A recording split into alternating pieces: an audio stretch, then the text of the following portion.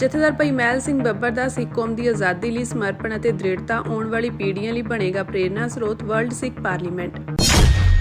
ਬਾਬਾ ਹਰਨਾਮ ਸਿੰਘ ਖਾਲਸਾ ਤੇ ਬਲਜੀਤ ਸਿੰਘ ਦਾਦੂਵਾਲ ਵੱਲੋਂ ਕੱਲ੍ਹ ਨੂੰ ਅੰਮ੍ਰਿਤਸਰ ਵਿਖੇ ਰੋਸ ਧਰਨੇ ਵਿੱਚ ਹੁਮ-ਹੁਮਾ ਕੇ ਪਹੁੰਚਣ ਦੀ ਅਪੀਲ। ਡੱਲੇਵਾਲ ਦੀ ਸਿਹਤ ਦਾ ਹਾਲ ਚਾਲ ਜਾਣਨ ਲਈ ਪਟਿਆਲਾ ਹਸਪਤਾਲ ਪਹੁੰਚੇ ਸਰਦਾਰ ਸਿਮਰਨਜੀਤ ਸਿੰਘ ਮਾਨ। ਵਰਲਡ ਸਿੱਖ ਪਾਰਲੀਮੈਂਟ ਨੇ ਬਿਆਨ ਜਾਰੀ ਕਰਦਿਆਂ ਕਿਹਾ ਕਿ ਸਿੱਖ ਸੰਘਰਸ਼ ਦੇ ਮੁੜ ਤੋਂ ਸਰਗਰਮ ਜਥੇਦਾਰ ਭਾਈ ਮਹਿਲ ਸਿੰਘ ਬੱਬਰ ਦੇ ਅਕਾਲ ਚਲਾਣੇ ਤੇ ਡੂੰਘੇ ਦੁੱਖ ਦਾ ਪ੍ਰਗਟਾਵਾ ਕਰਦੇ ਹਾਂ। ਭਾਈ ਮਹਿਲ ਸਿੰਘ ਦਾ ਇਸ ਫਾਨੀ ਦੁਨੀਆ ਤੋਂ ਕੂਚ ਕਰ ਜਾਣਾ ਉਹਨਾਂ ਵੱਲੋਂ ਸਿੱਖ ਕੌਮ ਦੀ ਆਜ਼ਾਦੀ ਲਈ ਕੀਤੇ ਨਿਰਸਵਾਰਥ ਸੰਘਰਸ਼ ਅਤੇ ਕੁਰਬਾਨੀ ਦੇ ਇੱਕ ਯੁੱਗ ਦਾ ਅੰਤ ਹੈ। 1978 ਦੀ ਵਿਸਾਖੀ ਉੱਤੇ ਗੁਰਨਿੰਦਾ ਨਾ ਸਹਾਰਦਿਆਂ ਸ਼ਾਂਤਮਈ ਪ੍ਰਦਰਸ਼ਨ ਕਰਦੇ 13 ਸਿੰਘਾਂ ਦੇ ਨਿਰੰਕਾਰੀਆਂ ਵੱਲੋਂ ਕਤਲੇਆਮ ਤੋਂ ਬਾਅਦ ਚੱਲੀ ਸੰਘਰਸ਼ ਦੀ ਲਹਿਰ ਵਿੱਚ ਭਾਈ ਸਾਹਿਬ ਦਾ ਅਹਿਮ ਯੋਗਦਾਨ ਹੈ। ਉਹਨਾਂ ਨੇ ਬੱਬਰ ਖਾਲਸਾ ਇੰਟਰਨੈਸ਼ਨਲ ਜਥੇਬੰਦੀ ਵਿੱਚ ਰਹਿੰਦਿਆਂ ਸੰਘਰਸ਼ ਵਿੱਚ ਮਹੱਤਵਪੂਰਨ ਭੂਮਿਕਾ ਨਿਭਾਈ ਅਤੇ ਸਿੱਖ ਕੌਮ ਦੀ ਆਨ ਸ਼ਾਨ ਅਤੇ ਪ੍ਰਭੂਸ਼ਤਾ ਨੂੰ ਕਾਇਮ ਰੱਖਣ ਲਈ ਆਪਣਾ ਸਮੁੱਚਾ ਜੀਵਨ ਸਮਰਪਿਤ ਕੀਤਾ। ਉਹਨਾਂ ਕਿਹਾ ਕਿ ਭਾਈ ਮਹਿਲ ਸਿੰਘ ਜੀ ਨੇ ਤਕਰੀਬਨ 5 ਦਹਾਕੇ ਸਿੱਖ ਸੰਘਰਸ਼ ਵਿੱਚ ਸੇਵਾ ਕੀਤੀ। ਸੰਘਰਸ਼ ਵਿੱਚ ਹਿੱਸਾ ਪਾਉਣ ਦੇ ਨਾਲ ਗੁਰਧਾਮਾਂ ਦੀ ਕਾਰ ਸੇਵਾ ਵੀ ਕੀਤੀ। ਉਹਨਾਂ ਦਾ ਸਿੱਖ ਕੌਮ ਦੀ ਆਜ਼ਾਦੀ ਪ੍ਰਤੀ ਸਮਰਪਣ ਅਤੇ ਸੰਘਰਸ਼ ਪ੍ਰਤੀ ਦ੍ਰਿੜ ਵਚਨਬੱਧਤਾ ਆਉਣ ਵਾਲੀਆਂ ਪੀੜ੍ਹੀਆਂ ਲਈ ਪ੍ਰੇਰਨਾ ਦਾ ਸਰੋਤ ਬਣੇਗੀ। ਸੰਗਤਾਂ ਨੂੰ ਬੇਨਤੀ ਹੈ ਕਿ 11 ਵਜੇ ਤੱਕ ਗੋਲਡਨ ਗੇਟ ਸ੍ਰੀ ਅੰਮ੍ਰਿਤਸਰ ਸਾਹਿਬ ਵਿਖੇ ਪਹੁੰਚਿਆ ਜਾਏ। ਉੱਥੋਂ ਫਿਰ ਅੱਗੇ ਸਾਰੇ ਆਪਾਂ ਗੱਡੀਆਂ ਲੈ ਕੇ ਕਾਫਲੇ ਦੇ ਰੂਪ ਵਿੱਚ ਸ੍ਰੀ ਅੰਮ੍ਰਿਤਸਰ ਸਾਹਿਬ ਸਰਦਾਰ ਤੇਜਾ ਸਿੰਘ ਸਮੁੰਦਰੀ ਹਾਲ ਵਿਖੇ ਪਹੁੰਚਣਾ ਹੈ। ਔਰ ਹਰਿਆਣਾ ਸਿੱਖ ਗੁਰਦੁਆਰਾ ਪ੍ਰਬੰਧਕ ਕਮੇਟੀ ਵੱਲੋਂ ਵੀ ਸੰਤ ਮਹਾਂਪੁਰਸ਼ਾਂ ਸੰਗਤਾਂ ਨਿਹੰਗ ਸਿੰਘ ਜਥੇਬੰਦੀਆਂ ਕਾਰ ਸੇਵਾ ਵਾਲੇ ਮਹਾਂਪੁਰਸ਼ ਸੰਪਰਦਾਵਾਂ ਟਕਸਾਲਾਂ ਸਭਾ ਸੁਸਾਇਟੀਆਂ ਸਭ ਨੂੰ ਅਪੀਲ ਕਰਦਾ ਕਿ ਆਓ 28 ਮਾਰਚ ਨੂੰ ਗੋਲਡਨ ਗੇਟ ਸ੍ਰੀ ਅੰਮ੍ਰਿਤਸਰ ਸਾਹਿਬ ਦੀ ਧਰਤੀ ਤੇ 11 ਵਜੇ ਤੋਂ ਪਹਿਲਾਂ ਪਹੁੰਚਣ ਦੀ ਕਿਰਪਾਲਤਾ ਕਰੋ। ਦਮਦਮੀ ਟਕਸਾਲ ਮੁਖੀ ਹਰਨਾਮ ਸਿੰਘ ਖਾਲਸਾ ਨੇ ਐਲਾਨ ਮੁਤਾਬਕ ਸਿੱਖ ਸੰਗਤਾਂ ਨੂੰ ਕੱਲ੍ਹ ਨੂੰ ਅੰਮ੍ਰਿਤਸਰ ਵਿਖੇ ਧਰਨੇ ਵਿੱਚ ਹੁਮ-ਹੁਮਾ ਕੇ ਪਹੁੰਚਣ ਦੀ ਅਪੀਲ ਕੀਤੀ ਹੈ।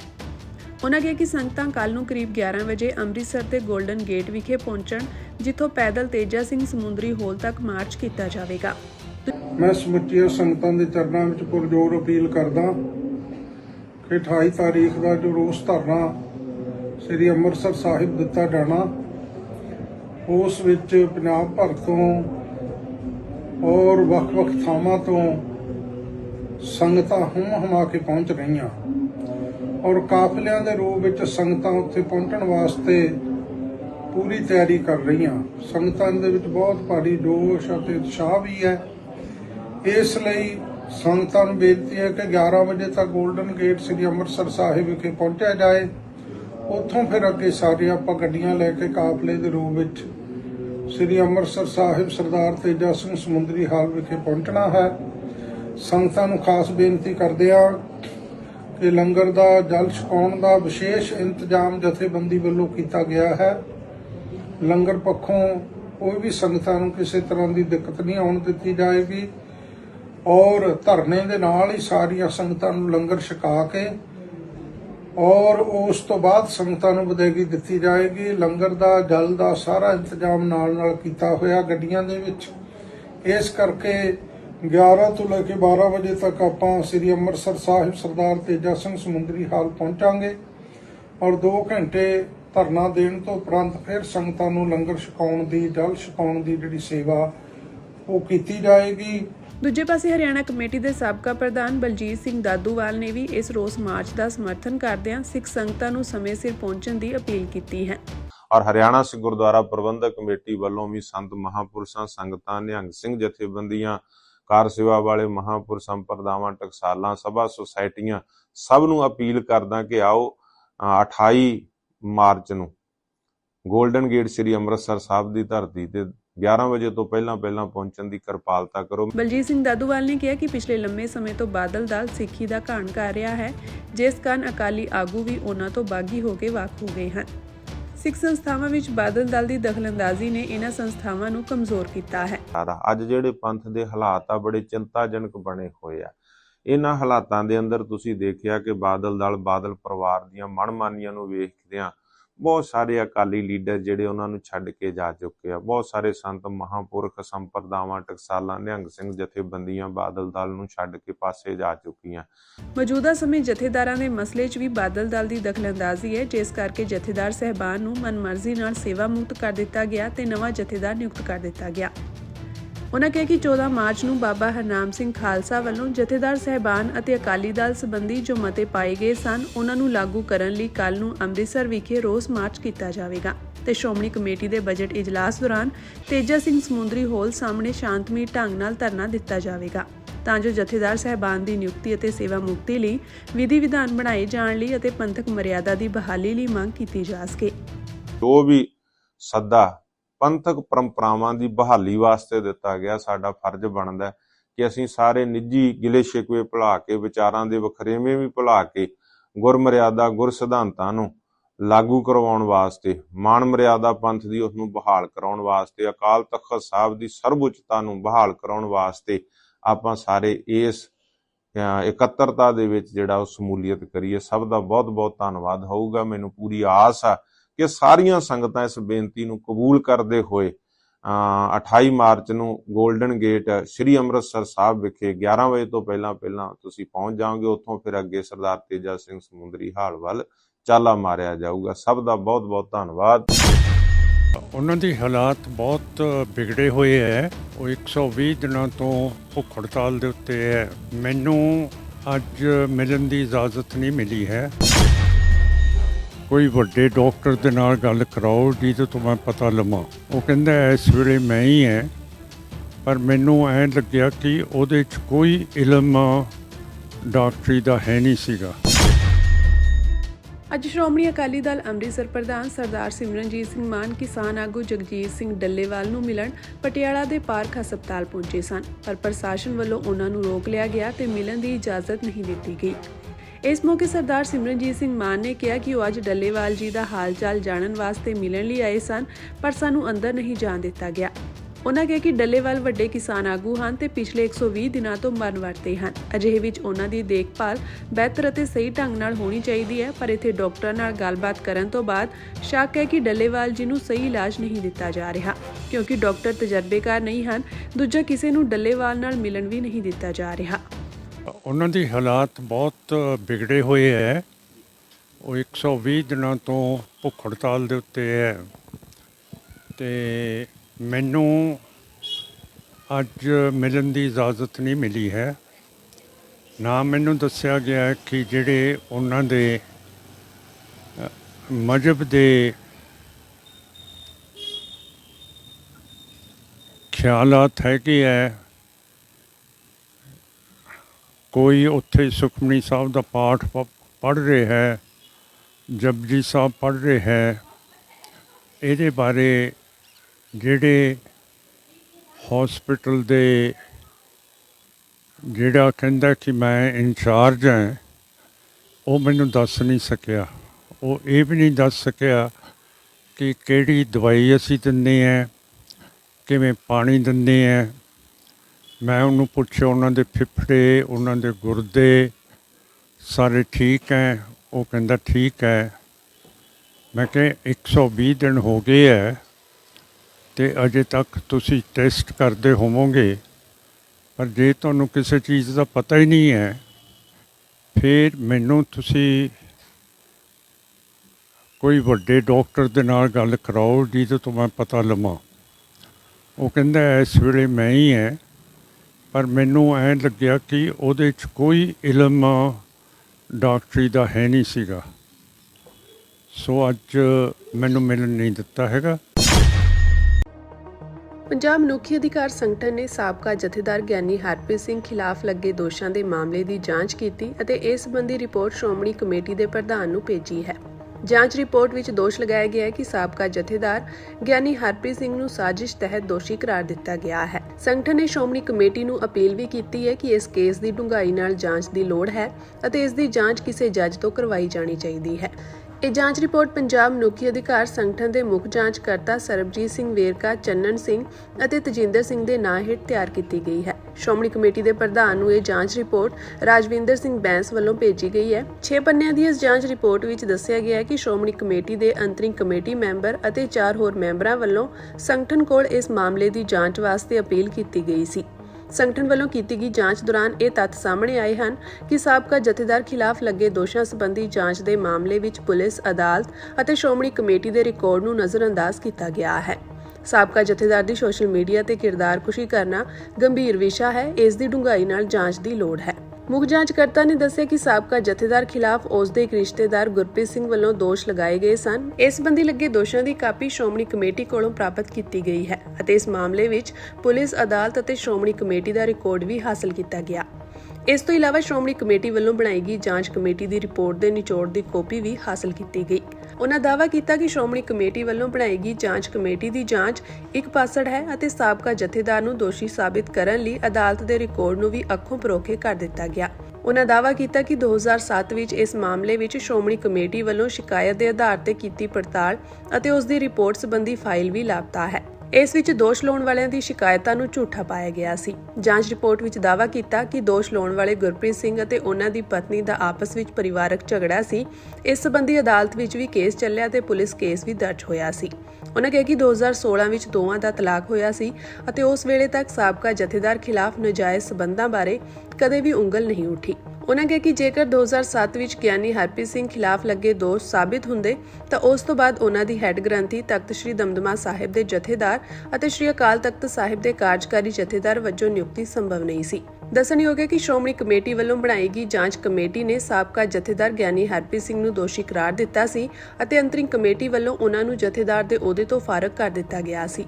ਮਨੁੱਖੀ ਅਧਿਕਾਰ ਸੰਗਠਨ ਦੇ ਮੁੱਖ ਜਾਂਚਕਰਤਾ ਸਰਬਜੀਤ ਸਿੰਘ ਵਿਰਕ ਨੇ ਬੋਲਦਿਆਂ ਕਿਹਾ ਕਿ ਅਸੀਂ ਜਦੋਂ ਮਾਮਲੇ ਦੀ ਜਾਂਚ ਕੀਤੀ ਤਾਂ ਪਤਾ ਲੱਗਿਆ ਕਿ ਸ਼੍ਰੋਮਣੀ ਕਮੇਟੀ ਦੀ ਸਰਬ ਕਮੇਟੀ ਨੇ ਜਾਣਬੁੱਝ ਕੇ ਸਾਰਾ ਰਿਕਾਰਡ ਖੁਰਦ-ਬੁਰਦ ਕੀਤਾ। ਸਾਜ਼ਿਸ਼ ਤਹਿਤ ਇੱਕ ਪਾਸੜ ਜਾਂਚ ਕਰਵਾਈ ਗਈ। ਦੂਜੇ ਪਾਸੇ ਪੰਜਾਬ ਮਨੁੱਖੀ ਅਧਿਕਾਰ ਸੰਗਠਨ ਦੀ ਰਿਪੋਰਟ ਤੇ ਬਲਜੀਤ ਸਿੰਘ ਦਾਦੂਵਾਲ ਦਾ ਵੀ ਬਿਆਨ ਸਾਹਮਣੇ ਆਇਆ ਹੈ। ਉਹਨਾਂ ਕਿਹਾ ਕਿ ਸਾਰੇ ਪੰਥ ਤੇ ਕੌਮ ਨੂੰ ਪਤਾ ਹੈ ਕਿ ਜੋ ਵੀ ਘਟਨਾਕ੍ਰਮ ਪਿਛਲੇ ਸਮੇਂ ਵਾਪਰਿਆ ਉਹ ਸ਼੍ਰੋਮਣੀ ਕਮੇਟੀ ਨੇ ਬਾਦਲ ਪਰਿਵਾਰ ਦੇ ਇਸ਼ਾਰੇ ਤੇ ਕੀਤਾ ਸੀ। ਜਿਹੜੀ ਕਮੇਟੀ ਨੇ ਆਪਣੀ ਰਿਪੋਰਟ ਦਿੱਤੀ ਉਸ ਦਾ ਵੀ ਕੋਈ ਆਧਾਰ ਨਹੀਂ। ਰਿਪੋਰਟ ਵੀ ਉਹਨਾਂ ਨੇ ਦਿੱਤੀ ਜੋ ਖੁਦ ਗੁਨਾਹਗਾਰ ਹਨ। ਜਿਹੜੇ ਬੰਦੇ ਖੁਦ ਦਾਗੀ ਹੋਣ ਉਹ ਇੱਕ ਜਥੇਦਾਰ ਦੀ ਜਾਂਚ ਕਰਨ, ਇਹ ਬਹੁਤ ਹੀ ਬਦਕਿਸਮਤੀ ਦੀ ਗੱਲ ਹੈ। ਅਕਾਲ ਤਖਤ ਸਾਹਿਬ ਤੋਂ ਤਨਖਾਹ ਲੱਗੀ, ਉਹਨੇ ਨਾਮ ਪ੍ਰਵਾਨ ਕੀਤੀ ਆ ਤੇ ਨਾ ਹੀ ਅਕਾਲ ਤਖਤ ਸਾਹਿਬ ਦੇ ਆਦੇਸ਼ਾਂ ਦੇ ਅਨੁਸਾਰ ਉਹਨੂੰ ਪੂਰਾ ਕੀਤਾ ਜਾ ਰਿਹਾ। ਮੇਰਾ ਸਿਰਫ ਤੇ ਸਿਰਫ ਖਾਲਸਾ ਪੰਥ ਨਾਲ ਸੰਬੰਧਤ ਹਾਂ। ਮੈਂ ਕਿਸੇ ਵੀ ਕਪਟੀ ਸਿਆਸੀ ਪਾਰਟੀ ਦੇ ਨਾਲ ਮੇਰਾ ਕੋਈ ਪੰਤੀ ਜਮਾਨਾ ਹੈ, ਕਹਿੰਦਾ ਕੁੱਤਾ ਹੈ, ਕਹਿੰਦਾ ਬਿੱਲਾ ਹੈ, ਕਹਿੰਦਾ ਅਸੀਂ ਨਹੀਂ ਜਵਾਬ ਦਿੰਦੇ ਨਾਲ। ਕਰੀਬ 4 ਮਹੀਨੇ ਬਾਅਦ ਭਾਈ ਨਰੈਣ ਸਿੰਘ ਚੋੜਾ ਨੂੰ ਜ਼ਮਾਨਤ ਮਿਲ ਗਈ ਹੈ। ਦੇਰ ਰਾਤ ਹੁਸ਼ਿਆਰਪੁਰ ਪਹੁੰਚਣ ਤੇ ਸਿੱਖ ਜਥੇਬੰਦੀ ਦਲ ਖਾਲਸਾ ਵੱਲੋਂ ਉਹਨਾਂ ਦਾ ਨਿੱਘਾ ਸਵਾਗਤ ਕੀਤਾ ਗਿਆ। ਲੰਘੇ ਦਿਨੀ ਅੰਮ੍ਰਿਤਸਰ ਦੀ ਇੱਕ ਅਦਾਲਤ ਵੱਲੋਂ ਭਾਈ ਨਰੈਣ ਸਿੰਘ ਚੋੜਾ ਦੀ ਜ਼ਮਾਨਤ ਮਨਜ਼ੂਰ ਕਰ ਲਈ ਗਈ ਸੀ। ਸਰਦਾਰ ਜਸਪਾਲ ਸਿੰਘ ਮੰਝਪੁਰ, ਸਰਦਾਰ ਗੁਰਦੀਪ ਸਿੰਘ ਜਗਦੀਪ ਸਿੰਘ ਰੰਧਾਵਾ, ਇਹਨਾਂ ਦੇ ਸਪੁੱਤਰ ਵੀ ਵਕੀਲ ਆ ਦੋਨੇ, ਤੇ ਇਹਨਾਂ ਨੇ ਪੂਰੀ ਦਿਲੋਂ ਕੇਸ ਦੇ ਵਿੱਚ ਆਪਣੀ ਭੂਮਿਕਾ ਨਿਭਾਈ ਆ ਤੇ ਉਹਨੂੰ ਫਲ ਮਿਲਿਆ ਅੱਜ ਵੀ। ਮੈਂ ਇਹਨਾਂ ਦਾ ਤਹਿ ਦਿਲੋਂ ਧੰਨਵਾਦ ਆ। ਪੂਰੇ ਸਿੱਖ ਜਗਤ ਦਾ ਵੀ ਤਹਿ ਦਿਲੋਂ ਧੰਨਵਾਦ ਆ ਕਰਨਾ ਵਾ। ਪੂਰੀਆਂ ਜਿਹੜੀਆਂ ਪੰਥ ਨੂੰ ਸਮਰਪਿਤ ਸਿੱਖ ਜਥੇਬੰਦੀਆਂ ਨੇ ਜਿਨ੍ਹਾਂ ਨੇ ਮੈਨੂੰ ਸਮਰਥਨ ਦਿੱਤਾ। ਅੱਛਾ, ਤੁਸੀਂ ਆਏ ਕਿੰਨੀ ਤਰੀਕ ਨੂੰ ਸੀ ਇੱਥੇ ਰੋਪੜ ਜੇਲ੍ਹ 'ਚ? 17 ਕਿਹੜੀ? 17 ਦਸੰਬਰ 4 ਨੂੰ ਅਰੈਸਟ ਹੋਇਆ, 17 ਨੂੰ ਰਿਮਾਂਡ ਕਰ ਲਿਆ। ਤੇ ਤੁਹਾਨੂੰ ਫਿਰ ਹੋਰ ਵੀ ਕਿਤੇ ਇਸ ਤੋਂ ਇਲਾਵਾ ਕਿਸੇ ਜੇਲ੍ਹ 'ਚ ਜਾਂ ਕਿਤੇ ਹੋਰ ਰੱਖਿਆ ਗਿਆ? ਅੰਮ੍ਰਿਤਸਰ ਜੇਲ੍ਹ 'ਚ ਲੈ ਕੇ ਗਏ ਸੀ, ਉੱਥੋਂ ਇੱਥੇ ਭੇਜ ਜੇਲ੍ਹ ਲੈ ਕੇ ਗਏ ਸੀ। ਉਹਨਾਂ ਨੇ ਪਹਿਲਾਂ ਹੀ ਫੈਸਲਾ ਕੀਤਾ, ਸਾਨੂੰ ਥਾਣੇ ਪਤਾ ਲੱਗ ਗਿਆ ਸੀ ਵੀ ਇੱਥੇ ਨਹੀਂ ਰੱਖਣਾ। ਅਕਾਲੀ ਦਲ ਦੇ ਨੁਮਾਇੰਦਾ ਵੱਲੋਂ ਤਾਂ ਕਿਹਾ ਗਿਆ ਵੀ ਤੁਸੀਂ ਆਮ ਆਦਮੀ ਪਾਰਟੀ ਦੀ ਸਰਕਾਰ ਨਾਲ ਮਿਲ ਕੇ ਚੱਲ ਰਹੇ ਆ, ਉਹਨਾਂ ਨੇ ਤੁਹਾਡੇ ਵਰਗੇ ਬੰਦੇ ਰੱਖੇ ਹੋਏ ਆ, ਉਹ ਇਹ ਜਿਹੇ ਮੈਂ ਕੰਮ ਕਰਤੀ ਸੀ ਯਾਰ, ਗੱਲ ਦੱਸਤੀ ਸੀ ਮੈਂ ਸਾਰੀ ਗੱਲ। ਕੋਈ ਨਹੀਂ ਵਕੀਲ ਸਾਹਿਬ ਨੇ ਦੱਸਤੀ ਸਾਰੀ ਗੱਲ। ਮੇਰਾ ਸਿਰਫ ਤੇ ਸਿਰਫ ਖਾਲਸਾ ਪੰਥ ਨਾਲ ਸੰਬੰਧਤ ਹਾਂ। ਮੈਂ ਗੁਰੂ ਮਹਾਰਾਜ ਦੇ ਉਪਦੇਸ਼ਾਂ ਦੇ ਅਨੁਸਾਰ ਚੱਲਣ ਵਾਲਾ,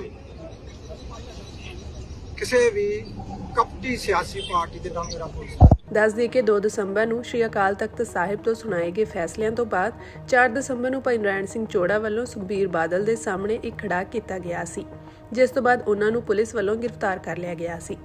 ਪਿਛਲੇ ਕਰੀਬ 4 ਮਹੀਨਿਆਂ ਤੋਂ ਰੋਪੜ ਜੇਲ੍ਹ ਵਿੱਚ ਸੁਖਬੀਰ ਬਾਦਲ ਤੇ ਗੋਲੀ ਚਲਾਉਣ ਦੀ ਕੋਸ਼ਿਸ਼ ਦੇ ਇਰਾਦਾ ਕਤਲ ਕੇਸ ਵਿੱਚ ਨਜ਼ਰਬੰਦ ਭਾਈ ਨਰੈਣ ਸਿੰਘ ਦੀ ਜ਼ਮਾਨਤ ਦੀ ਅਰਜ਼ੀ ਤੇ ਅੰਮ੍ਰਿਤਸਰ ਦੀ ਅਦਾਲਤ ਵੱਲੋਂ ਸੁਣਵਾਈ ਕਰਦਿਆਂ ਸੁਮਿਤ ਕਈ ਵਧੀਕ ਸੈਸ਼ਨ ਜੱਜ ਅੰਮ੍ਰਿਤਸਰ ਨੇ ਬਚਾਅ ਪੱਖ ਵੱਲੋਂ ਐਡਵੋਕੇਟ ਜਸਪਾਲ ਸਿੰਘ ਮੰਝਪੁਰ, ਐਡਵੋਕੇਟ ਜਗਦੀਪ ਸਿੰਘ ਰੰਧਾਵਾ ਅਤੇ ਐਡਵੋਕੇਟ ਬਲਜਿੰਦਰ ਸਿੰਘ ਦੀਆਂ ਦਲੀਲਾਂ ਨਾਲ ਸਹਿਮਤ ਹੁੰਦਿਆਂ ਭਾਈ ਨਰੈਣ ਸਿੰਘ ਚੋੜਾ ਦੀ ਜ਼ਮਾਨਤ ਮਨਜ਼ੂਰ ਕਰ ਲਈ ਸੀ। ਉਹ ਅਕਾਲ ਤਖਤ ਸਾਹਿਬ ਤੋਂ ਤਨਖਾਹ ਲੱਗੀ ਸੀ, ਉਹਨੇ ਨਾਮ ਪ੍ਰਵਾਨ ਕੀਤੀ ਆ ਤੇ ਨਾ ਹੀ ਅਕਾਲ ਤਖਤ ਸਾਹਿਬ ਦੇ ਆਦੇਸ਼ਾਂ ਦੇ ਅਨੁਸਾਰ ਉਹਨੂੰ ਪੂਰਾ ਕੀਤਾ ਜਾ ਰਿਹਾ। ਚੋੜਾ ਸਾਹਿਬ ਜਥੇਦਾਰ ਕਾਰ ਦਿੱਤੇ ਗਏ ਨੇ, ਨਵੇਂ ਜਥੇਦਾਰ ਥਾਪੇ ਗਏ ਨੇ, ਕਿਸ ਵਜ੍ਹਾ ਜੀ? ਉਹ ਬਾਅਦ ਚ ਕਰਾਂਗੇ ਜਾਰੀ ਬਿਆਨ। ਅੱਜ ਚਲੀਏ ਗੱਲ ਨੂੰ। ਅੰਦਰ ਇੰਨੀ ਗੱਲਾਂ ਦਾ ਇਹਨਾਂ ਨੂੰ ਅਜੇ ਪਤਾ ਨਹੀਂ।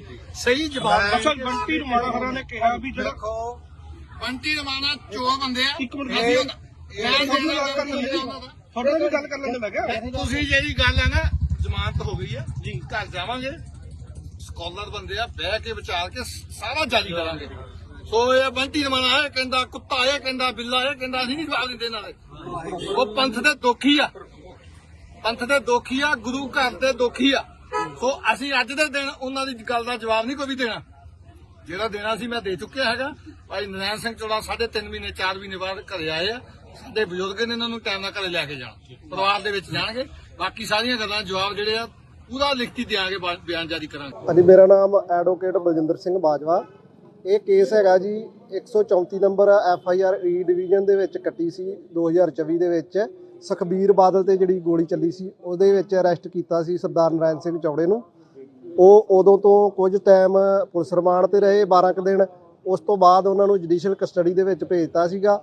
ਉਹਨਾਂ ਦੀ ਜਿਹੜੀ ਬੇਲ ਐਪਲੀਕੇਸ਼ਨ ਸੀ ਉਹ ਸ਼੍ਰੀਮਾਨ ਜਸਟਿਸ ਸੁਮਿਤ ਘਈ ਦੀ ਕੋਰਟ ਦੇ ਵਿੱਚ ਲੱਗੀ ਸੀਗੀ। ਅੱਜ ਉਹਦੇ ਤੇ ਫੈਸਲਾ ਆਇਆ। ਉਹਨਾਂ ਨੇ ਇਹ ਜਿਹੜੀ ਕੇਸ ਦੇ ਵਿੱਚ ਬੇਲ ਆ ਸਰਦਾਰ ਨਰੈਣ ਸਿੰਘ ਚੌੜਾ ਨੂੰ ਦੇ ਦਿੱਤੀ ਆ। ਤੇ ਸਰ ਕੀ ਕਹਿਣਾ ਚਾਹੋਗੇ? 12 ਦਿਨ ਦਾ ਪੁਲਿਸ ਰਿਮਾਂਡ ਵੀ ਸੀ, ਪੁਲਿਸ ਨੇ ਕਿਸ ਤਰੀਕੇ ਦੀ ਪੁੱਛਗਿੱਛ ਕੀਤੀ, ਕਿਉਂਕਿ 올ਡ ਏਜ ਵੀ ਸੀ, ਤੇ ਕਿੰਨਾ ਕੁ ਮੁਸ਼ਕਿਲ ਹੋਇਆ ਬੇਲ ਲੈਣ? ਤੇ ਬੇਲ ਲੈਣ ਦੇ ਵਿੱਚ ਜਦੋਂ ਪੁਲਿਸ ਨੇ ਚਲਾਨ ਪੇਸ਼ ਕਰਤਾ, 90 ਦਿਨ ਦਾ ਟਾਈਮ ਸੀਗਾ ਚਲਾਨ ਪੇਸ਼ ਕਰਨ ਦਾ। ਉਹਨਾਂ ਨੇ ਚਲਾਨ ਪੇਸ਼ ਕੀਤਾ। ਫਿਰ ਅਸੀਂ ਉਹਦੇ 'ਚ ਸਾਰਾ ਚਲਾਨ ਵੇਖ ਕੇ ਤੇ ਉਹ ਜੱਜ ਸਾਹਿਬ ਦੇ ਸਾਹਮਣੇ ਜਿਹੜੇ ਹੈਗੇ ਸੀਗੇ ਡਾਕੂਮੈਂਟਸ ਉਹ ਰੱਖੇ। ਜੱਜ ਸਾਹਿਬ ਨੇ ਦੋਵਾਂ ਤਰ੍ਹਾਂ ਦੀਆਂ ਦਲੀਲਾਂ ਸੁਣੀਆਂ। ਦਲੀਲਾਂ ਨਾਲ ਸਹਿਮਤ ਹੁੰਦੇ ਹੋਏ ਉਹਨਾਂ ਨੇ ਅੱਜ ਜਿਹੜੀ ਆ ਬੇਲ ਅਲਾਉ ਕਰ। ਕਿਹੜੀ ਜੇਲ੍ਹ 'ਚੋਂ? ਉਹ ਇਸ ਟਾਈਮ ਰੋਪੜ ਜੇਲ੍ਹ 'ਚ ਆ, ਰੋਪੜ ਜੇਲ੍ਹ 'ਚੋਂ ਰਿਹਾ ਹੁਣ। ਅਕਾਲੀ ਦਲ ਵੱਲੋਂ ਉਸ ਤੋਂ ਬਾਅਦ ਜਿਸ ਤਰੀਕੇ ਨਾਲ ਗਿਆਨੀ ਹਰਪ੍ਰੀਤ ਸਿੰਘ ਦੇ ਖਿਲਾਫ ਮੁਹਿੰਮ ਛੇੜੀ ਗਈ, ਇਹ ਸਮਝ ਆ ਗਿਆ ਸੀ ਕਿ ਉਹ 2 ਦਸੰਬਰ ਦੇ ਫੈਸਲੇ ਦੇ ਪਿੱਛੇ ਸਭ ਤੋਂ ਵੱਡਾ ਜਿਹੜਾ ਅਹਿਮ ਰੋਲ ਹੈ ਉਹ ਗਿਆਨੀ ਹਰਪ੍ਰੀਤ ਸਿੰਘ ਹੋਣਾ ਦਾ ਮੰਨ ਰਹੇ ਨੇ। ਜਿਹੜੀ ਫਰਜ਼ੀ ਰਿਪੋਰਟ ਲਗਭਗ ਉਹ ਜਿਹੀ ਜੀ 80ਵਿਆਂ ਦੇ ਵਿੱਚ 90ਵਿਆਂ ਦੇ ਵਿੱਚ ਪੰਜਾਬ ਪੁਲਿਸ ਝੂਠੇ ਪੁਲਿਸ ਮੁਕਾਬਲਿਆਂ ਦੀ ਰਿਪੋਰਟ ਤਿਆਰ ਕਰਦੀ ਹੁੰਦੀ ਸੀ, ਲਗਭਗ ਉਸੇ ਤਰੀਕੇ ਦੀ ਕੋਈ ਤੱਥ, ਕੋਈ ਗਰਾਊਂਡ, ਕੋਈ ਸਬੂਤ ਧਿਆਨ 'ਚ ਨਾ ਰੱਖਦਿਆਂ ਹੋਇਆ ਇੱਕ ਪਾਸੇ ਤੇ ਫਰਜ਼ੀ ਰਿਪੋਰਟ ਤਿਆਰ ਕੀਤੀ। ਕਈ ਸਿੱਖ ਸੰਗਠਨਾਂ ਨੇ ਜਥੇਦਾਰਾਂ ਦੀ ਬਹਾਲੀ ਦਾ ਵਿਰੋਧ ਕੀਤਾ ਹੈ। ਅੱਜ ਇੱਕ ਪ੍ਰੈਸ ਕਾਨਫਰੰਸ ਨੂੰ ਸੰਬੋਧਨ ਕਰਦਿਆਂ Paramjit Singh Raipur, member Shiromani Gurdwara Prabandhak committee, Parampal Singh, Sukhdeep Singh Phagwara, alliance of Sikh organisation, Major Singh ਮੁਖੀ international Sikh federation, Harjinder Singh Kotkapura, Darbare Khalsa Jamatbandi, MP Singh Binaka, Akali Dal 1920, Davinder Singh Sekhon ਅਤੇ ਮਿਸਲ ਸਤਲੁਜ ਨੇ ਕਿਹਾ ਕਿ ਹਾਲ ਹੀ ਵਿੱਚ ਉਹਨਾਂ ਨੇ ਪੰਜਾਬ ਮਨੁੱਖੀ ਅਧਿਕਾਰ ਸੰਗਠਨ ਨਾਲ ਮਿਲ ਕੇ ਬੇਨਤੀ ਕੀਤੀ ਸੀ ਕਿ ਜਿਸ ਤਰੀਕੇ ਨਾਲ ਸ਼੍ਰੀ ਦਮਦਮਾ ਸਾਹਿਬ ਦੇ ਸਾਬਕਾ ਜਥੇਦਾਰ ਗਿਆਨੀ ਹਰਪ੍ਰੀਤ ਸਿੰਘ ਨੂੰ ਸੇਵਾ ਮੁਕਤ ਕੀਤਾ ਗਿਆ ਸੀ ਉਹ ਨਿੰਦਣਯੋਗ ਹੈ। ਉਹਨਾਂ ਕਿਹਾ ਕਿ ਸਾਬਕਾ ਜਥੇਦਾਰ ਗਿਆਨੀ ਹਰਪ੍ਰੀਤ ਸਿੰਘ ਦੀ ਸੇਵਾ ਮੁਕਤੀ ਕਾਰਨ ਜਥੇਦਾਰਾਂ ਦੇ ਅਹੁਦੇ ਦੀ ਮਰਿਆਦਾ ਅਤੇ ਮਾਨ ਸਨਮਾਨ ਦੇ ਸਿਧਾਂਤਾਂ ਨੂੰ ਵੱਡੀ ਸੱਟ ਵੱਜੀ ਹੈ। ਸਿੱਖ ਆਗੂਆਂ ਨੇ ਕਿਹਾ ਕਿ ਪੰਜਾਬ ਮਨੁੱਖੀ ਅਧਿਕਾਰ ਸੰਗਠਨ ਵੱਲੋਂ ਤਿਆਰ ਕੀਤੀ ਗਈ ਰਿਪੋਰਟ ਵਿੱਚ ਜੋ ਮਹੱਤਵਪੂਰਨ ਤੱਥ ਸਾਹਮਣੇ ਆਏ ਹਨ, ਉਹਨਾਂ ਨੇ ਸਪਸ਼ਟ ਕਰ ਦਿੱਤਾ ਹੈ ਕਿ ਗਿਆਨੀ ਹਰਪ੍ਰੀਤ ਸਿੰਘ ਖਿਲਾਫ ਲਗਾਏ ਗਏ ਦੋਸ਼ਾਂ ਦੀ ਜਾਂਚ ਲਈ ਸ਼੍ਰੋਮਣੀ ਕਮੇਟੀ ਵੱਲੋਂ ਬਣਾਈ ਗਈ 3 ਮੈਂਬਰੀ ਕਮੇਟੀ ਦੀ ਰਿਪੋਰਟ ਪੂਰੀ ਤਰ੍ਹਾਂ ਇਕਪਾਸੜ ਅਤੇ ਫਰਜ਼ੀ ਹੈ। ਇਹ ਦੋਸ਼ ਲਗਾਇਆ ਗਿਆ ਹੈ ਕਿ ਮਨੁੱਖੀ ਅਧਿਕਾਰ ਸੰਗਠਨ ਵੱਲੋਂ ਤਿਆਰ ਕੀਤੀ ਗਈ ਰਿਪੋਰਟ ਸਪਸ਼ਟ ਤੌਰ ਤੇ ਦਰਸਾਉਂਦੀ ਹੈ ਕਿ ਇਹ ਸਾਰੀ ਸਾਜ਼ਿਸ਼ ਰਘੁਜੀਤ ਸਿੰਘ ਵਿਰਕ, ਵਿਰਸਾ ਸਿੰਘ ਵਲਟੋਹਾ, ਬੰਟੀ ਰਮਾਣਾ ਅਤੇ ਸੁਖਬੀਰ ਬਾਦਲ ਦੇ ਇਸ਼ਾਰੇ ਤੇ ਰਚੀ ਸੀ ਤਾਂ ਜੋ ਸੁਖਬੀਰ ਬਾਦਲ ਨੂੰ ਦਿੱਤੀ ਗਈ ਤਨਖਾਹ ਵਿੱਚ ਕਟੌਤੀ ਅਤੇ ਧਾਰਮਿਕ ਸਜ਼ਾ ਦਾ ਬਦਲਾ ਲਿਆ ਜਾ ਸਕੇ। ਸੰਪਰਦਾਇਕ ਸਮੂਹਾਂ ਦੇ ਆਗੂਆਂ ਨੇ ਅੱਗੇ ਕਿਹਾ ਕਿ ਗੁਰੂ ਸੰਪਰਦਾ ਨੇ ਪਹਿਲਾਂ ਵੀ ਅੰਦਰੂਨੀ ਕਮੇਟੀ ਦੇ ਇਸ ਗੈਰ ਸਿਧਾਂਤਕ ਫੈਸਲੇ ਨੂੰ ਸਵੀਕਾਰ ਨਹੀਂ ਕੀਤਾ ਸੀ। ਪੰਜਾਬ ਮਨੁੱਖੀ ਅਧਿਕਾਰ ਸੰਗਠਨ ਨੇ ਇਹ ਸਾਰੀ ਸਾਜ਼ਿਸ਼ ਦਾ ਪਰਦਾਫਾਸ਼ ਕੀਤਾ ਹੈ ਅਤੇ ਸਾਬਿਤ ਕਰ ਦਿੱਤਾ ਹੈ ਕਿ ਗਿਆਨੀ ਹਰਪ੍ਰੀਤ ਸਿੰਘ ਦਾ ਕਥਿਤ ਸਾਧੂ ਗੁਰਪ੍ਰੀਤ ਸਿੰਘ ਪਹਿਲੇ ਦਿਨ ਤੋਂ ਹੀ ਅਕਾਲੀ ਆਗੂਆਂ ਦੀ ਸੁਰੱਖਿਆ ਹੇਠ ਰਿਹਾ ਹੈ। ਅਤੇ 2007 ਤੋਂ 2017 ਤੱਕ ਆਪਣੀ ਪਤਨੀ ਨਾਲ ਕਾਨੂੰਨੀ ਲੜਾਈ ਦੌਰਾਨ ਕਿਤੇ ਵੀ ਉਸਨੇ ਗਿਆਨੀ ਹਰਪ੍ਰੀਤ ਸਿੰਘ ਤੇ ਲਗਾਏ ਗਏ ਘਿਨੌਣੇ ਦੋਸ਼ਾਂ ਦਾ ਜ਼ਿਕਰ ਨਹੀਂ ਕੀਤਾ। ਨਾ ਹੀ 2007 ਵਿੱਚ ਸ਼੍ਰੋਮਣੀ ਕਮੇਟੀ ਨੂੰ ਦਿੱਤੀ ਗਈ ਸ਼ਿਕਾਇਤ ਵਿੱਚ ਅਜਿਹੇ ਦੋਸ਼ਾਂ ਦਾ ਕੋਈ ਜ਼ਿਕਰ ਸੀ। ਉਹਨਾਂ ਕਿਹਾ ਕਿ ਉਸ ਸ਼ਿਕਾਇਤ ਤੇ ਸ਼੍ਰੋਮਣੀ ਕਮੇਟੀ ਦੀ ਰਿਪੋਰਟ ਨੂੰ ਵੀ ਰਿਕਾਰਡ ਵਿੱਚੋਂ ਹਟਾ ਦਿੱਤਾ ਗਿਆ ਹੈ। 2 ਦਸੰਬਰ ਤੋਂ ਬਾਅਦ ਉਪਰੋਕਤ ਸਾਧੂ ਗੁਰਪ੍ਰੀਤ ਸਿੰਘ ਨੂੰ ਪਹਿਲਾਂ ਮਾਲਵੇ ਦੇ ਇੱਕ ਅਕਾਲੀ ਆਗੂ ਕੋਲ ਲਿਜਾਇਆ ਜਾਂਦਾ ਹੈ ਅਤੇ ਫਿਰ ਉਸ ਨੂੰ ਮਾਝੇ ਦੇ ਇੱਕ ਸਾਬਕਾ ਅਕਾਲੀ ਆਗੂ ਕੋਲ ਛੱਡ ਦਿੱਤਾ ਜਾਂਦਾ ਹੈ, ਜੋ ਗੁਰਪ੍ਰੀਤ ਨੂੰ ਵਿਸ਼ਵਾਸ ਵਿੱਚ ਲੈਂਦਾ ਅਤੇ ਤਖਤਾਂ ਦੀ ਇੱਜ਼ਤ ਤੇ ਹਮਲਾ ਕਰਨ ਦੀ ਸਾਜ਼ਿਸ਼ ਰਚਦਾ ਹੈ, ਜਿੱਥੇ 3 ਮੈਂਬਰੀ ਕਮੇਟੀ ਦੀ ਰਿਪੋਰਟ ਤਿਆਰ ਕੀਤੀ ਜਾਂਦੀ ਹੈ। ਗੁਰਪ੍ਰੀਤ ਵੀ ਅਦਾਲਤ ਦੇ ਹੁਕਮਾਂ ਤੇ ਜੇਲ੍ਹ ਜਾਂਦਾ ਹੈ, ਜਿਸ ਵਿੱਚ ਗਿਆਨੀ ਹਰਪ੍ਰੀਤ ਸਿੰਘ ਦੀ ਕੋਈ ਭੂਮਿਕਾ ਨਹੀਂ ਸੀ। ਇਸ ਲਈ ਸਪਸ਼ਟ ਹੈ ਕਿ ਝੂਠੇ ਪੁਲਿਸ ਮੁਕਾਬਲਿਆਂ ਦੀ ਤਰਜ਼ ਤੇ ਬਣਾਈ ਗਈ 3 ਮੈਂਬਰੀ ਕਮੇਟੀ ਦੀ ਰਿਪੋਰਟ ਜਾਅਲੀ ਸੀ। ਅਸੀਂ ਇਸ ਦੀ ਜਾਂਚ ਹਾਈ ਕੋਰਟ ਦੇ ਸਾਬਕਾ ਜੱਜ ਤੋਂ ਕਰਵਾਉਣ ਦੀ ਮੰਗ ਕਰਦੇ ਹਾਂ ਅਤੇ ਕੱਲ੍ਹ ਐਸਐਮਸੀ ਦੇ ਬਜਟ ਸੈਸ਼ਨ ਵਿੱਚ ਸਾਰੇ ਐਸਐਮਸੀ ਮੈਂਬਰਾਂ ਨੂੰ ਅਪੀਲ ਕਰਦੇ ਹਾਂ ਕਿ ਉਹ ਇਸ ਰਿਪੋਰਟ ਲਈ ਕਮੇਟੀ ਨੂੰ ਜਵਾਬਦੇਹ ਠਹਿਰਾਉਣ, ਜਿਸ ਨੇ ਦੁਨੀਆ ਭਰ ਵਿੱਚ ਸਮੁੱਚੇ ਪੰਥ ਦਾ ਨਾਮ ਬਦਨਾਮ ਕੀਤਾ ਹੈ, ਅਤੇ ਉਸ ਰਿਪੋਰਟ ਤੇ ਫੈਸਲੇ ਨੂੰ ਰੱਦ ਕਰਨ ਜਿਸ ਦੇ ਤਹਿਤ ਗਿਆਨੀ ਹਰਪ੍ਰੀਤ ਸਿੰਘ ਨੂੰ ਸੰਦੇਹਜਨਕ ਢੰਗ ਨਾਲ ਸੇਵਾ ਮੁਕਤ ਕੀਤਾ ਗਿਆ ਸੀ। ਅਸੀਂ ਸ਼੍ਰੋਮਣੀ ਕਮੇਟੀ ਦੇ ਪ੍ਰਧਾਨ ਹਰਜਿੰਦਰ ਸਿੰਘ ਧਾਮੀ ਨੂੰ ਅਪੀਲ ਕਰਦੇ ਹਾਂ ਕਿ ਜੇਕਰ ਉਹਨਾਂ ਵਿੱਚ ਥੋੜੀ ਵੀ ਨੈਤਿਕਤਾ ਤੇ ਇਮਾਨਦਾਰੀ ਹੈ ਤਾਂ ਉਹ ਉਸ ਦਿਨ ਦੀ ਸ਼੍ਰੋਮਣੀ ਕਮੇਟੀ ਦਫ਼ਤਰ ਦੀ ਸੀਸੀਟੀਵੀ ਰਿਕਾਰਡਿੰਗ ਜਨਤਕ ਕਰਨ ਜਦੋਂ ਗੁਰਪ੍ਰੀਤ ਸਿੰਘ 3 ਮੈਂਬਰੀ ਕਮੇਟੀ ਅੱਗੇ ਆਪਣਾ ਬਿਆਨ ਦੇਣ ਲਈ ਪੇਸ਼ ਹੋਏ ਸਨ, ਕਿਉਂਕਿ ਤੱਥ ਸਾਹਮਣੇ ਆਏ ਹਨ ਕਿ ਮਾਝੇ ਦਾ ਇੱਕ ਸਾਬਕਾ ਅਕਾਲੀ ਆਗੂ ਵੀ ਉਸ ਦਿਨ ਉਹਨਾਂ ਦੇ ਨਾਲ ਸੀ। ਜਿਸ ਦਿਨ ਸਿੰਘ ਸਾਹਿਬ ਗਿਆਨੀ ਹਰਪ੍ਰੀਤ ਸਿੰਘ ਸਾਬਕਾ ਜਥੇਦਾਰ ਤਖਤ ਸ੍ਰੀ ਦਮਦਮਾ ਸਾਹਿਬ ਅਤੇ ਸ੍ਰੀ ਅਕਾਲ ਤਖਤ ਸਾਹਿਬ, ਉਹਨਾਂ ਨੂੰ ਜਦੋਂ ਸੇਵਾ ਮੁਕਤ ਕੀਤਾ ਗਿਆ ਸੀ ਤੇ ਬਹੁਤ ਹੀ ਪੰਥ ਦੀ ਵੱਡੀ ਗਿਣਤੀ ਦੇ ਵਿੱਚ ਇਹ ਧਾਰਨਾ ਉਸੇ ਦਿਨ ਹੀ ਬਣ ਗਈ ਸੀ ਜਿਸ ਦਿਨ 2 ਦਸੰਬਰ ਦਾ ਹੁਕਮਨਾਮਾ ਹੋਇਆ ਸੀ, ਤੇ ਉਸੇ ਦਿਨ ਹੀ ਇਹ ਗੱਲ ਦੀ ਪ੍ਰੈਡਿਕਸ਼ਨ ਬਹੁਤੀਆਂ ਪੰਥਕ ਜਥੇਬੰਦੀਆਂ ਨੇ ਕਰਤੀ ਸੀ ਕਿ ਇਹ ਜਥੇਦਾਰ ਹੁਣ ਬਹੁਤਾ ਚਿਰ ਆਪੋ ਆਪਣੀ ਸੇਵਾ ਸੰਭਾਲ ਤੇ ਨਹੀਂ ਰਹਿਣਗੇ, ਬਹੁਤ ਜਲਦ ਇਹਨਾਂ ਨੂੰ ਪਾਸੇ ਕਰ ਦਿੱਤਾ ਜਾਊਗਾ। ਅਕਾਲੀ ਦਲ ਵੱਲੋਂ ਉਸ ਤੋਂ ਬਾਅਦ ਜਿਸ ਤਰੀਕੇ ਨਾਲ ਗਿਆਨੀ ਹਰਪ੍ਰੀਤ ਸਿੰਘ ਦੇ ਖਿਲਾਫ ਮੁਹਿੰਮ ਛੇੜੀ ਗਈ, ਇਹ ਸਮਝ ਆ ਗਿਆ ਸੀ ਕਿ ਉਹ 2 ਦਸੰਬਰ ਦੇ ਫੈਸਲੇ ਦੇ ਪਿੱਛੇ ਸਭ ਤੋਂ ਵੱਡਾ ਜਿਹੜਾ ਅਹਿਮ ਰੋਲ ਹੈ ਉਹ ਗਿਆਨੀ ਹਰਪ੍ਰੀਤ ਸਿੰਘ ਹੋਣਾ ਦਾ ਮੰਨ ਰਹੇ ਨੇ, ਔਰ ਇਹ ਉਦੋਂ ਹੀ ਕਲੀਅਰ ਹੋ ਗਿਆ ਸੀ ਕਿ ਬੜੇ ਬੁਰੇ ਤਰੀਕੇ ਦੇ ਨਾਲ ਜਿਹੜਾ ਉਹ ਇੱਕ ਐਗਜ਼ਾਮਪਲ ਸੈੱਟ ਕਰਨਗੇ ਤਾਂ ਕਿ ਬਾਕੀ ਜਥੇਦਾਰ ਤੇ ਭਵਿੱਖ ਵਿੱਚ ਕੋਈ ਵੀ ਜਥੇਦਾਰ ਉਹਨਾਂ ਨੂੰ ਕੋਈ ਵੀ ਸਿਆਸੀ ਚੁਣੌਤੀ ਜਾਂ ਉਹਨਾਂ ਦੀ ਕਿਸੇ ਤਰੀਕੇ ਨਾਲ ਕੋਈ ਸਿਆਸੀ ਸਜ਼ਾ ਦਾ ਜਿਹੜਾ ਮੋਢਿਆ ਉਹ ਅਕਾਲ ਤਖਤ ਸਾਹਿਬ ਤੋਂ ਕਦੇ ਨਾ ਬੰਨ ਹੋਵੇ। ਤਾਂ ਉਹੀ ਗੱਲ ਹੋਈ, ਉਹਨਾਂ ਨੇ ਆਪਣੀ ਐਗਜ਼ਾਮਪਲ ਜ਼ਰੂਰ ਸੈੱਟ ਕੀਤੀ, ਪਰ ਜਿਸ ਗਿਰਾਵਟ ਤੇ ਆ ਕੇ ਜਿਹਦੇ ਘਟੀਆ ਤਰੀਕੇ ਨਾਲ ਕੀਤੀ, ਔਰ ਜਿਹੜੀ ਫਰਜ਼ੀ ਰਿਪੋਰਟ ਲਗਭਗ ਉਹੋ ਜਿਹੀ ਜਿਹੜੀ 80ਵੀਆਂ ਦੇ ਵਿੱਚ 90ਵਿਆਂ ਦੇ ਵਿੱਚ ਪੰਜਾਬ ਪੁਲਿਸ ਝੂਠੇ ਪੁਲਿਸ ਮੁਕਾਬਲਿਆਂ ਦੀ ਰਿਪੋਰਟ ਤਿਆਰ ਕਰਦੀ ਹੁੰਦੀ ਸੀ, ਲਗਭਗ ਉਸੇ ਤਰੀਕੇ ਦੀ ਕੋਈ ਤੱਥ, ਕੋਈ ਗਰਾਊਂਡ, ਕੋਈ ਸਬੂਤ ਧਿਆਨ 'ਚ ਨਾ ਰੱਖਦਿਆਂ ਹੋਇਆ ਇੱਕ ਪਾਸੇ ਤੇ ਫਰਜ਼ੀ ਰਿਪੋਰਟ ਤਿਆਰ ਕੀਤੀ। ਔਰ ਜਿਨ੍ਹਾਂ ਨੇ ਵੀ ਰਿਪੋਰਟ ਤਿਆਰ ਕੀਤੀ ਹੈ, ਸਾਨੂੰ ਸ਼ੱਕ ਹੈ ਵੀ ਇਹ ਖਾੜਕੂ ਮੂਵਮੈਂਟ ਦੇ ਵਿੱਚ ਵੀ ਕਿਤੇ ਨਾ ਕਿਤੇ ਮੁਖਬਰੀਆਂ ਕਰਦੇ ਰਹੇ ਹੋਣਗੇ, ਜਿਹਦੇ ਕਰਕੇ ਜਿਹੜਾ ਪੈਟਰਨ ਹੈ ਉਹ ਲਗਭਗ ਉਹੋ ਜਿਹਾ ਹੀ ਫੋਲੋ ਕੀਤਾ ਗਿਆ। ਸਾਰੇ ਪੰਥ ਵਿੱਚ ਰੋਸ ਸੀ। ਉਸ ਤੋਂ ਬਾਅਦ ਸਰਦਾਰ ਪਰਮਜੀਤ ਸਿੰਘ ਰਾਏਪੁਰ ਸਾਹਿਬ ਨੇ ਜਨਵਰੀ ਦੇ ਵਿੱਚ ਪੰਜਾਬ ਮਨੁੱਖੀ ਅਧਿਕਾਰ ਸੰਗਠਨ ਨੂੰ ਲਿਖਤੀ ਇੱਕ ਅਪੀਲ ਬੇਨਤੀ ਪੱਤਰ ਭੇਜਿਆ ਕਿ ਇਹਦੇ ਨਾਲ ਨਾ ਕੇਵਲ ਜਥੇਦਾਰਾਂ ਦੇ ਅਹੁਦੇ ਤੇ ਮਾਨ ਸਨਮਾਨ ਨੂੰ ਢਾਲ ਲੱਗੀ ਹੈ, ਤਖਤਾਂ ਦੇ ਸਿਧਾਂਤ ਨੂੰ ਢਾਲ ਲੱਗੀ ਹੈ।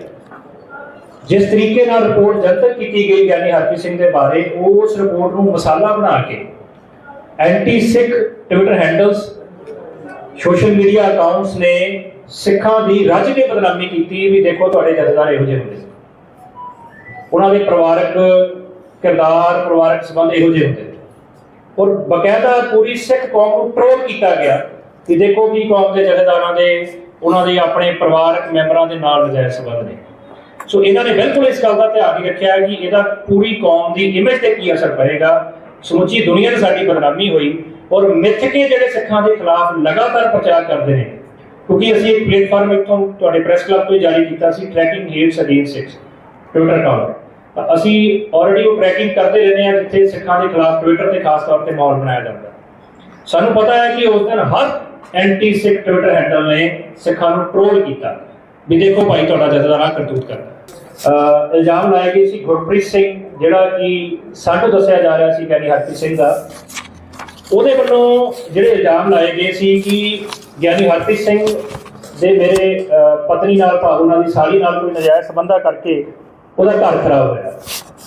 ਸਭ ਤੋਂ ਪਹਿਲਾਂ ਉਹਨੇ 2007 ਦੇ ਵਿੱਚ ਧਰਮ ਪ੍ਰਚਾਰ ਕਮੇਟੀ ਨੂੰ ਸ਼ਿਕਾਇਤ ਕੀਤੀ ਸੀ ਕਿ ਗਿਆਨੀ ਹਰਪ੍ਰੀਤ ਸਿੰਘ ਦੇ, ਹਾਲਾਂਕਿ ਉਹ ਸ਼ਿਕਾਇਤ ਦੇ ਵਿੱਚ ਇਹੋ ਜਿਹੇ ਇਲਜ਼ਾਮ ਜਿਹੜੇ ਹੁਣ ਲਾਏ ਗਏ ਨੇ ਇਹੋ ਜਿਹੇ ਇਲਜ਼ਾਮ ਨਹੀਂ ਸੀ।